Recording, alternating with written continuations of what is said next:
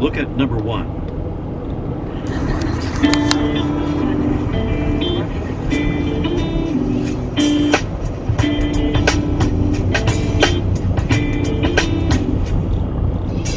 Это было как сон, только наяву. Обошлись без вопросов, как дела? Dlaczego Unia Europejska tak silnie wspiera Ukrainę? Jak wojna wpływa na grę sił w ramach wspólnoty? I czy to poparcie utrzyma się, gdy przyjdzie zima i zabraknie gazu?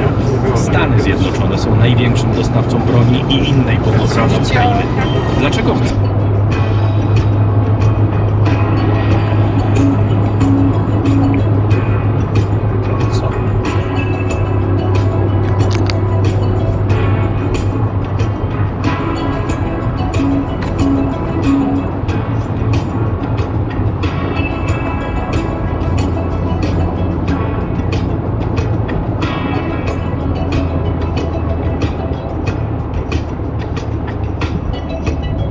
Ukrainy jako państwa na zachód. Te sondaże są jednoznaczne. Ukraińcy zarówno chcą być w Unii Europejskiej, jak i w NATO. W tej chwili nie ma wątpliwości, gdzie widzą swoją przyszłość. Ale to też jest zwrot Zachodu wobec Ukrainy, prawda?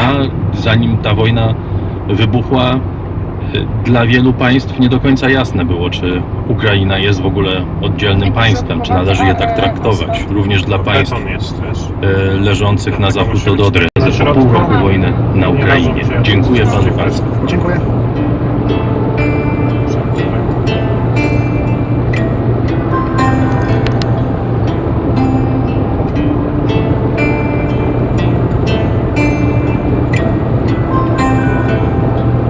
Небе чисто мочоты грим, небе свистало чоты гимн, небе чисто монотный. Na Ukrainie. Dziś nam się to wydaje oczywiste, że Ameryka wspiera Kijów, ale pół roku temu to wcale takie oczywiste nie było. Pamiętamy, że Amerykanie chcieli Zełenskiemu pomóc nie tyle walczyć, co uciec z Kijowa, prawda? Robili wszystko w ciągu pierwszych 2-3 dni, żeby Zełenski zostawił stolicę i założył rząd na uchodźstwie, prawda? Na szczęście dla Ukrainy i pewnie na szczęście dla całego Zachodu Wołodymyr Zełenski. Kropka. Jeżeli dobrze pamiętam, rozmawialiśmy w lutym, jeszcze przed wybuchem wojny, ale po orzeknięciu o niepodległości dwóch separatystycznych republik i wówczas obawiałem się o to, co Joe Biden zrobi i co zrobi administracja, bo ten przekaz nie był dla mnie jednoznaczny. I całe szczęście to moje obawy się zostały rozdmuchane przez działania administracji, całe szczęście. Właściwie mogę powiedzieć, że od momentu, kiedy faktycznie doszło do tej pełnoskalowej inwazji, obronę wzajemnych interesów. Nie da się na to wezwać artykułu z traktatu waszyngtońskiego, ale poprosić ładnie w ramach dyplomacji można. Jeżeli są państwa europejskie, które mają problem z poczuciem, że Ukraińcy walczą też za własną wolność, to w amerykańskiej percepcji, w amerykańskim myśleniu politycznym może się pojawić takie myślenie, że jeżeli zaczniemy prosić o pomoc, tak jak adekwatnie teraz Japonia, Korea Południowa czy Australia wspierają Ukrainę, tak my w przypadku... What we need to do, we need to find a way to figure out a better model. You know, here's a money quote. This is where he lost me. Let me just quote a paragraph that he says. But the proliferation of models is a problem parallel to the accumulation of biases.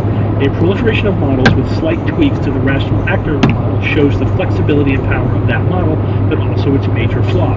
Economics journals are full of models of decision-making designed to capture a particular phenomenon. A little bit louder than all the others, and that's the decision you make, right? And it's chaos, like it's trying to predict the weather. And it's also so influenced by not just your it's so influenced by socialization and by how you're raised that like totally. One model probably doesn't apply to a whole group of people.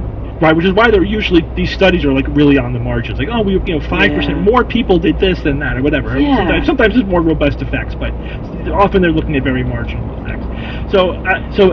No, and this is why cognitive psychology has always confused me as a discipline, because when you take a cognitive or like a sensory and perception course, a cog psych course, a big part of what they talk about is, let's say we're talking about memory. there are all these concepts that you have to know, like, ooh, the phonological loop and the sketch pad and the whatever, and you're learning all of these, but they're constructs that never are describing the fundamental correlates, and I'm always so confused in these classes. Florence, and they were like, nope, we're not going to let them do it this time. We're going to blow up all the bridges. And they did blow up all the bridges, except the Ponte Vecchio. But why did they not blow up the Ponte Vecchio? It wasn't because it were private. This one is the fiction.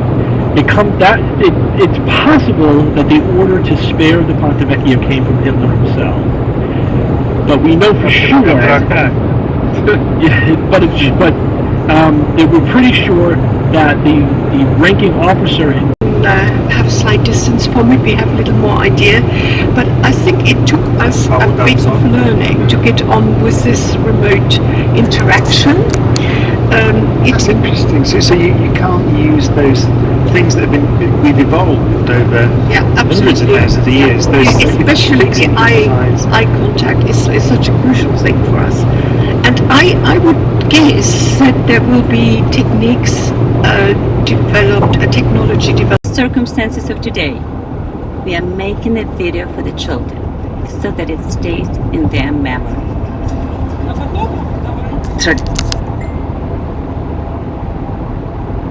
Traditionally, today would have been a grand affair with a ball and staying up until dawn, but that's impossible anymore, and the teachers are improvising.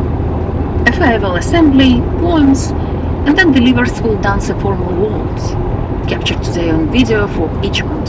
So I put on my dress, one of my favorites. My mum has come also to take pictures.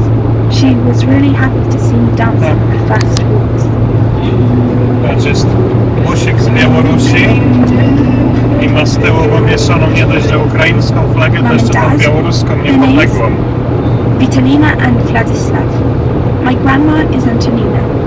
We all live together with my aunt Christina and her son Yaroslav and daughter Karina. Вважала, що це якісь, не знаю. I still didn't believe it. For a couple of days I thought it was just a lot of fuss. Скажи, будь ласка, Сергію, як ти пам'ятаєш 24 лютого? 23 лютого, день народження моєї On the 23rd, we celebrated my mother's birthday and we had guests. There was a big festive table. The whole family gathered together, 15 people I think. We sat there cheerfully saying, no, there won't be a war. Then all the relatives went home. I finished my homework and went to bed. The biggest problem about the 24th seemed to be getting up for my first lesson at 8 in the morning after going to bed after 1 a.m. But I got up unfortunately at 6 and to be honest, I was very frightened. And then, when I finally realized, I don't know how to explain it. I felt anxiety. But, for example, no way can you get used to shelling or people dying. Never. As the boys turn 18, they'll become eligible for the military. Я об этом сильно не переживаю. I'm not too worried.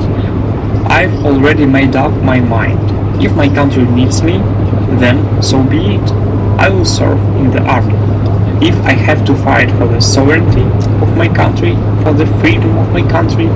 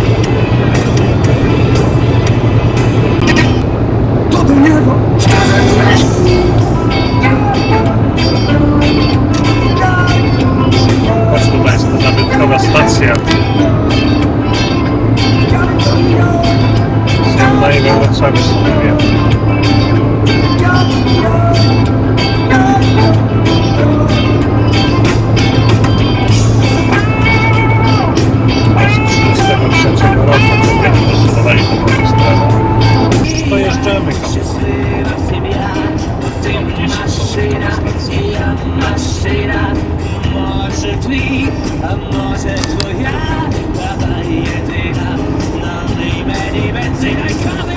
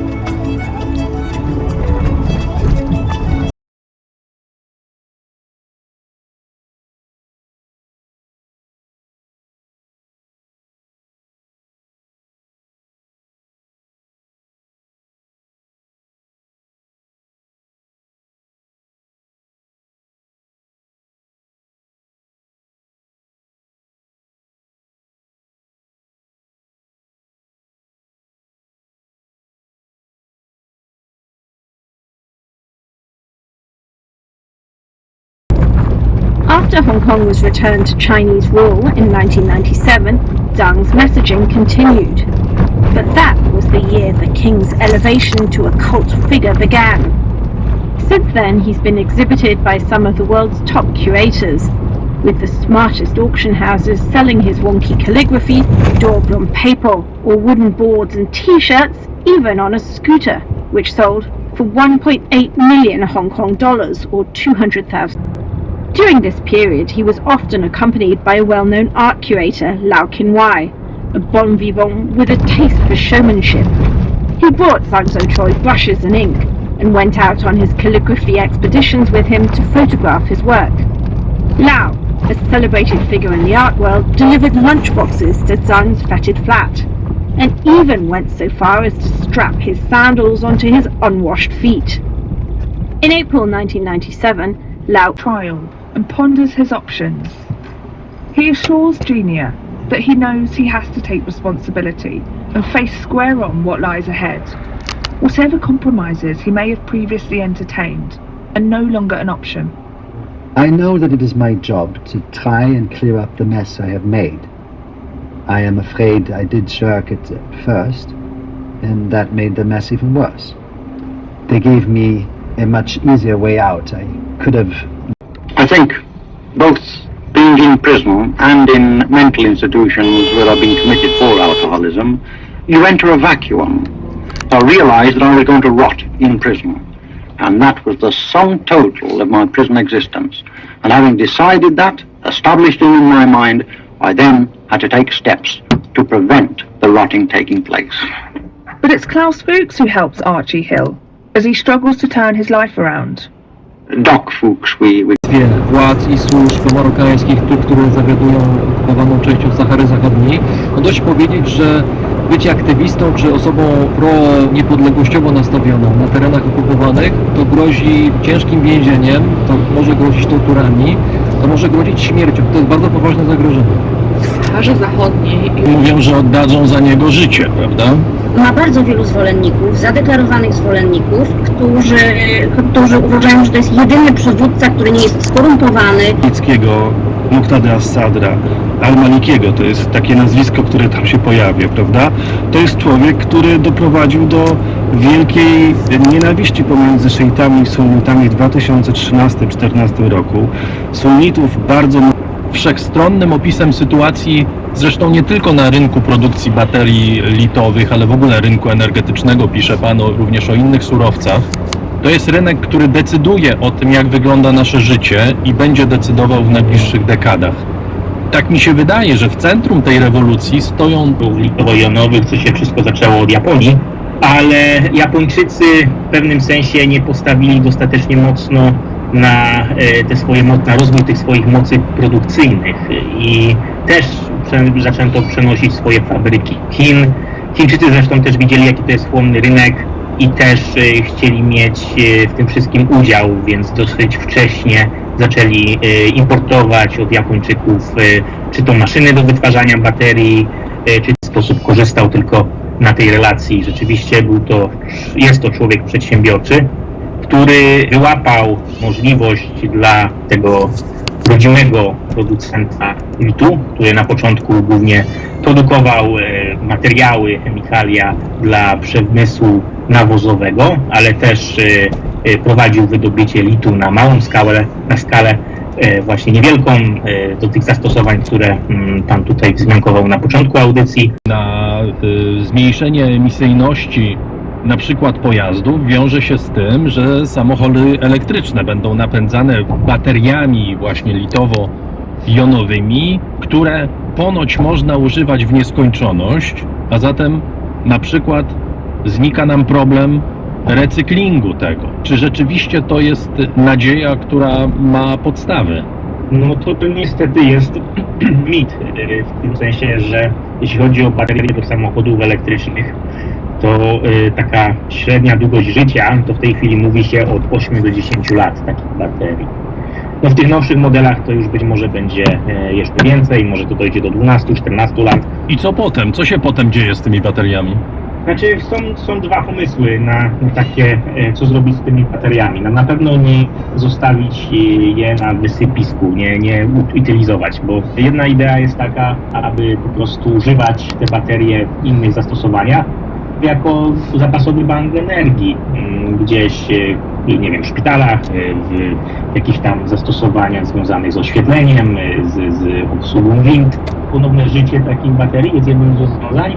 I drugim rozwiązaniem jest recykling, czyli po prostu odzyskiwanie tych metali w celu ponownego użycia. Mówi Pan o tym, że samochody elektryczne niekoniecznie rozwiążą problem emisyjności CO2. Przede wszystkim do tego recyklingu to też potrzebna będzie energia, prawda? To znaczy, czy do ładowania baterii, na przykład jak te baterie będą ładowane? Ważne jest, aby patrzeć na taki efekt net, prawda, jak to się ma w stosunku do konwencjonalnie napędzanych samochodów, nawet biorąc pod uwagę, że... It's not a corporate model, but it's a business model, meaning that you have to pay for the work that gets done. Right, and we're paying for it with our tax dollars. Yeah, I know that. But but in terms of publication. Right. Right. Well, like and so open access, there's a kind of a long debate over how to do open access. Some people pay for it at the top end, right? They say, okay, I'm going to pay when I submit this journal article, and then that's going to cover the fees that are involved. Yeah. But we have to remember that usually is more the case in like into a 6 or a 5. That kind of sounds to me, my first thought was, sounds like a job for Q to do something like that. But there is actually funding from the European Research Council for a project called magma outgassing during eruption for silicon solar panels. Right now, the industry standard in terms of efficiency is around 20%. Anything between that and 90 is just gravy, in my opinion. But also they say that they predict that the production cost, and again, they're just hyping themselves, so it's hard to say. Of course, right. But that it actually would be much cheaper.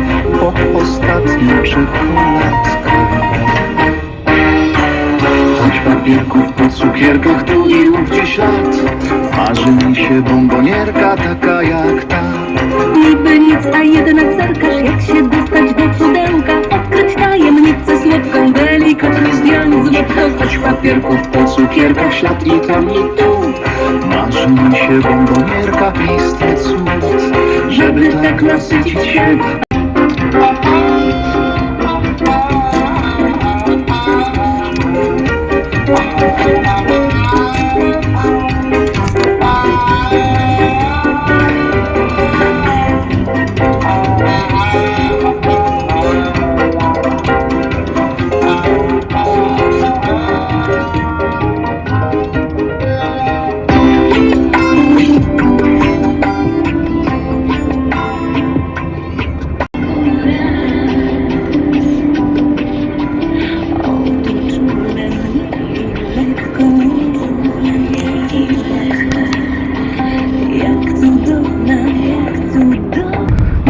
porzuciłaby politykę sankcji wobec Rosji, ceny natychmiast spadłyby o połowę, podobnie jak inflacja.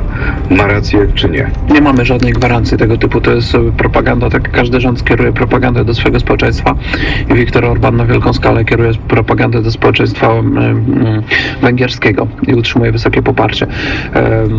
Natomiast w mojej ocenie nie mamy takiej gwarancji, a poza tym przede wszystkim my w ogóle nie powinniśmy rozważać zapisania całej pomocowym. Jak bez pomocy państwa Polacy mają sobie radzić z obecnymi problemami? I proszę nie mówić o obniżeniu podatków, bo nawet gdybyśmy obniżyli podatki, to będzie za jakiś czas efekt. Teraz, tu i teraz. No nie, no to, panie redaktorze, to zależy, zależy w jaki sposób. Są takie, które można w zasadzie ciąć od ręki, albo na przykład nie podnosić. No, na przykład rząd zapowiedział rekordową wzrost składki ZUS-u, rekordowy od przyszłego roku. No to jeszcze jest czas, żeby się z tego wycofać, albo to ograniczyć, prawda? Natomiast prezentują swoich wyborców, rywalizują ze sobą. Nikt tutaj Konfederacji żadnej przysługi nie będzie robił. Natomiast my jesteśmy gotowi na każdy wariant rywalizacji i na start w wyborach w każdym terminie. Najważniejsze to, żeby wyborcy mieli szansę zagłosować na prawdziwą alternatywę, jaką jest Konfederacja. Lech Dąbrowski, po wyborach okazuje się, że nikt nie jest w stanie stworzyć samodzielnego rządu. PiS zwraca się do Was z propozycją koalicji. Co robicie? Zawsze są warianty koalicyjne. To nie jest tak, że nikt nie jest w stanie. Zawsze są warianty koalicyjne. Using maths. I'm really interested. How does it come into that analysis? Okay, so this is going to turn into a maths lecture. Maybe we should talk about this one later. Well, do you know what? I feel that rather than a lecture on murder, maths probably fits in more with the genre we're meant to be working with, so I wouldn't worry too much. Not that we haven't all done some murders, but but I want to start actually, Hannah, with you in terms of thinking about when did mathematics for you become not just a lesson? My first emotional opinion was I preferred addition to subtraction. And so I went through and changed all the subtraction signs into plus signs. And like, oh, this easy fix. It's a self-fulfilling prophecy almost. I like the fact, by the way, you phrased your theory about why people do or don't like maths as an unstable equilibrium. So the people who disagree with you don't understand what you've said. But it's true, once you get perturbed in one way or the other, that's people think, oh, I'm bad at maths, because once you get behind, it's very hard to catch up again. And Latvia became known as the Express Judío, or Jewish Express, due to the huge influx of refugees. Months later, in January 1940, the Orazio, carrying more than 600 mostly Jewish refugees, caught fire and sank in the Atlantic Ocean. Passing ships were able to rescue most of the passengers, but more than 100 died. Dictator Colonel Alberto Villarroel took power in a coup and pushed for Bolivia to switch from supporting the Allies to the Axis powers. One of the reasons Villarroel toppled his predecessor was the unfavorable tin price that the mining magnate had negotiated with the US. Hostile. He was far from the only person to think this. In 2013, a young conservative politician called Santiago Abascal published an open letter on his blog announcing that he was defecting from the ruling Partido Popular, PP, for betraying its principles. He was angry that the party had not taken a tougher line with Basque and Catalan separatists. Be silent, because if you do, you'll let them win.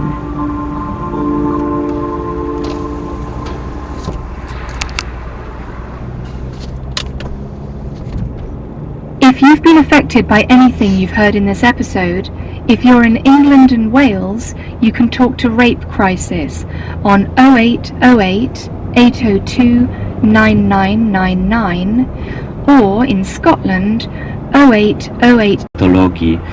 Być może macie inaczej, ale ja właśnie taką szkołę zapamiętałem z podstawówki, z gimnazjum i technikum. Ale po kolei. Zanim na dobre się rozgadam, muszę oddać formalistom to, co formalne, czyli formalności.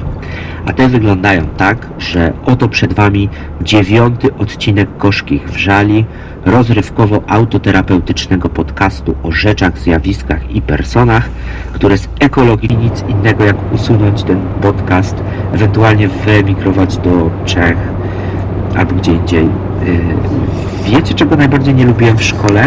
Tych wszystkich nocy, kiedy z nerwów bolał mnie brzuch i kiedy nie mogłem zasnąć, bo stresowałem się sprawdzianami z przedmiotów, z których byłem słaby. Nie spałem przez jebane wzory skróconego mnożenia, przez reakcje chemiczne i prawa fizyki, których nie potrafiłem sobie... Jesteśmy w studio Efektura w Warszawie.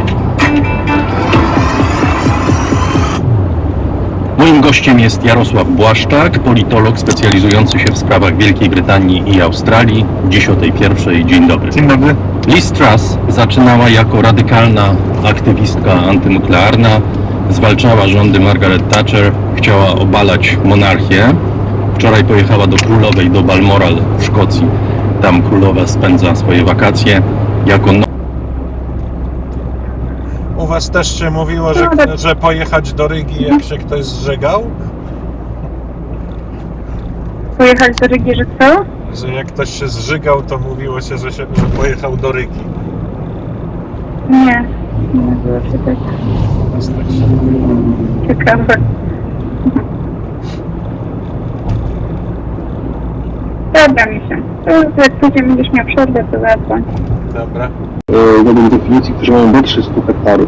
Czyli tutaj, że gdyby pan Kacparczyk mówił prawdę, to by nie mógł mieć tej ziemi, to by w ogóle go dyskwalifikował. No ale grubsza chodzi o to, że te przetargi prowadzone przez KOP, sam byłem zdziwiony, bo zawsze byłem nauczony, że informacje o przetargach publicznych powinny być dostępne publicznie. Otóż tutaj jest sytuacja taka, że mamy tylko informację, że jakiś przetarg się odbędzie, ale już dalszych informacji, na przykład o wynikach, nie ma informacji o tym, co się dzieje z ziemią, nie ma informacji, które dzierżawy się sprawia, że ktoś z nich powinien to wyjaśnić. Nie mam wiedzy, że tak się stanie, ale rolnik, który do tej pory dzierżawił tę ziemię pod Michałem, czyli plastiku tej województw, już nie w sile, ma 70 lat, postanowił odejść na emeryturę, postanowił rezygnować z tej ziemi. Kiedy pojawił się w Kobrze, w Krakowie, na ulicy Modlińskiej i ogłosił, że rezygnuje z tej ziemi, to kilka dni po tym, jak wyszedł z siedziby Kobry, pojawił pan Konrad Czwarty, czyli brat pana posła wtedy Norberta. I zaproponował taki układ, polegający na tym... Go buy in flesh. You were a little girl, and as you said, you were in the middle of this incredible occasion. Do you remember what you were thinking at the time, or what you thought of the Queen? Little girls think about queens and princesses rather too much, I'm afraid, and she seemed dazzling. And so, as her mother and her sister and the other members of the royal family watched her pass, Her Majesty now went up to see a friend of mine up in Germany then after. I don't know if you remember from her classic truck days, did a feature on a guy called Ottmar Berndt. He had a fleet of livestock trucks on the continent back in the 70s, 80s, 90s. So I called up to see him, spent a few days there, just filling a gap until I was able to catch that direct. That Ukraine was going to lose, at that time I believe it was 96 hours, perhaps by the time it got into the third day, maybe they had extended that by a week or two. But they still thought that it was inevitable that Putin was going to take Kiev, it was just going to take a little bit longer. And, you know, a cynic might say that he was giving that speech at that time with the expectation that Ukraine was going to lose and that sort of nobody would end up kind of calling his bluff. What's your response to sort of imperial conquest and to this dreadful series and sequence of atrocities? It's unbelievable. He must be defeated. It would be a victory for Ukraine, for the region, and it's a victory for Russia. Ultimately, and I think in this larger struggle between liberal democracy and authoritarianism, I think there are 3, 4, 5, 6, 7 things at stake all at the same time. Services and, you know, things like that. This idea of trying to, you know, establish a civil society in Ukraine that is exactly similar to the one. in the EU, and it just struck me how far removed both of those observations were from the reality on the ground in Ukraine, right? Both of them were just incredibly aspirational.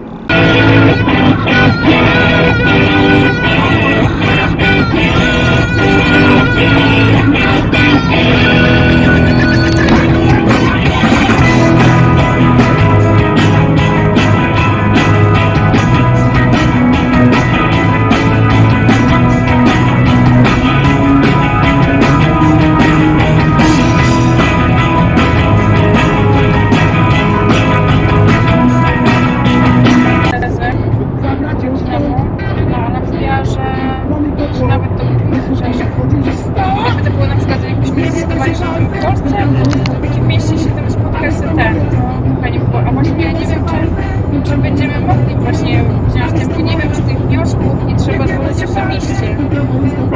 Tam w Szkocji? Więc bo jeśli trzeba złożyć osobiście, no ja nie pojadę w najbliższym czasie, bo wiesz, dwie wycieczki.